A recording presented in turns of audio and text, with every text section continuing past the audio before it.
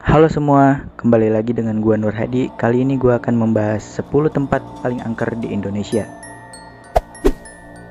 Yang pertama yaitu Lawang Sewu di Semarang, tepatnya di Jawa Tengah. Jika mengulik artinya, Lawang Sewu diambil dari bahasa Jawa yang berarti bangunan pintu seribu. Meski terkenal dengan kemegahannya, namun konon gedung yang dibangun pada 1904 ini disebut salah satu bangunan terangker di dunia. Banyak misteri-misteri yang menjadi cerita masyarakat. Di Lawang Sewu terdapat penjara bawah tanah. Konon jika ke tempat tersebut akan menemukan hal-hal yang membuat jantung berdetak kencang. Yang kedua yaitu Gunung Kawi di Malang, Jawa Timur. Gunung Kawi dikenal sebagai objek wisata yang indah. Namun ada pula kisah tentang misteri pesugihan Gunung Kawi yang konon bisa dilakukan oleh sebagian pengunjungnya.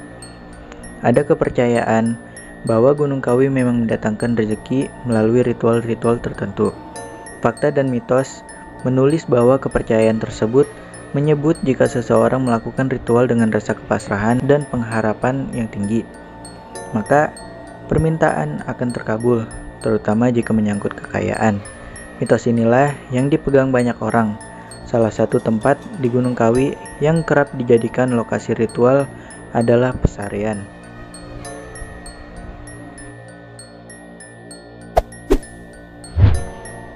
Yang ketiga yaitu Taman Nasional Alas Purwo di Banyuwangi, Jawa Timur. Menurut cerita legenda masyarakat, nama Alas Purwo berasal dari kata Purwo yang dalam bahasa Jawa berarti permulaan, dan juga kata alas yang berarti hutan. Sehingga nama alas ini jika diartikan menjadi hutan pertama atau hutan tertua yang terletak di Pulau Jawa. Penduduk asli Banyuwangi menganggap hutan ini merupakan kawasan yang penuh dengan hal mistis dan dikeramatkan. Masyarakat sekitar percaya bahwa di dalam kawasan alas ini terdapat istana jin yang menjadi tempat berkumpulnya seluruh jin yang ada di Pulau Jawa. Adanya banyak gua, kondisi hutan yang masih perawan, hingga banyak tempat yang sering dijadikan sebagai tempat melaksanakan ritual kepercayaan tertentu, membuat suasana mistis di kawasan ini semakin terasa. Yang keempat yaitu Desa Trunyan di Kalimantan, Bali. Konon, adat dan kebiasaan tidak menguburkan mayat di Trunyan ini sudah ada sejak ratusan tahun yang lalu, yang dilakukan secara turun-temurun. Salah satu alasan yang membuat pemakaman ini tidak mengeluarkan bau busuk sedikit pun karena keberadaan pohon tarumenyan. Legenda masyarakat mengatakan bahwa pohon tarumenyan ini mengeluarkan semerbak wangi yang menyengat, sehingga mampu menghilangkan bau-bau tak sedap yang biasanya berasal dari mayat-mayat yang membusuk. Itulah sebabnya pemakaman ini tidak menimbulkan bau tak sedap. Yang tercium hanyalah aroma daun dan tanah layaknya aroma hutan dan ladang pada umumnya. Keberadaan pohon tarumenyan ini yang pada akhirnya dijadikan nama desa sebagai Desa Trunyan. Hingga hari ini, kebiasaan tidak mengubur mayat bagi jenazah-jenazah terpilih masih terus dilakukan oleh masyarakat lokal.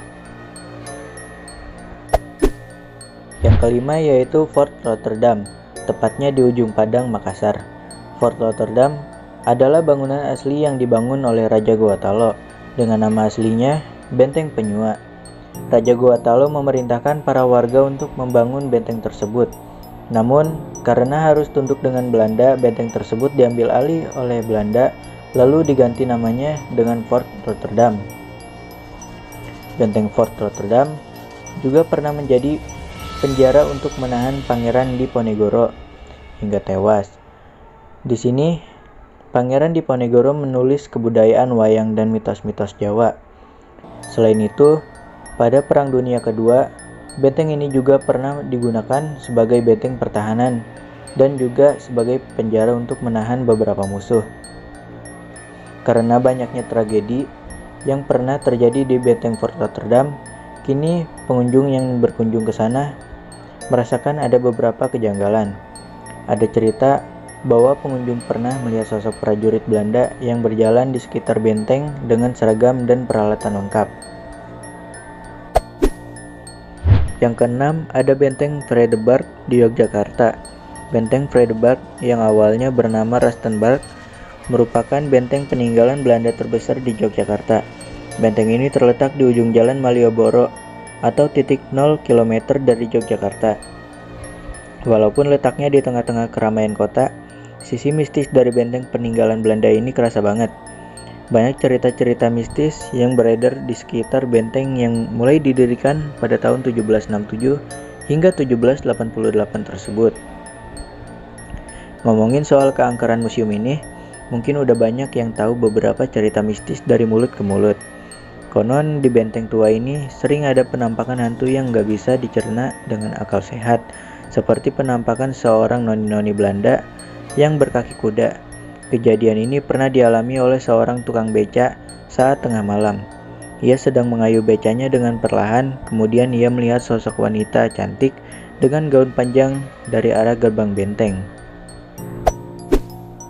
Yang ketujuh yaitu Taman Festival, tepatnya ada di Denpasar, Bali.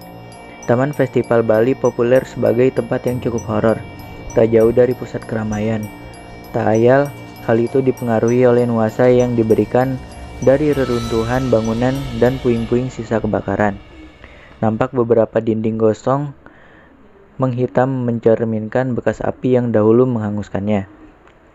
Hal tersebut menjadi keunikan tersendiri karena menjadi tujuan wisata pengujian nyali para wisatawan. Inilah wisata yang sebenarnya dicari ketika singgah ke sana. Dengan atmosfer mistis yang mendukung banyak orang yang memutuskan untuk beruji nyali di area itu. Kesan mistis memang selalu menghadirkan wisata seram yang menarik tidak sedikit orang baik dari dalam maupun luar negeri. Yang kedelapan ada Hotel Pondok Indah di Bedugul, Bali.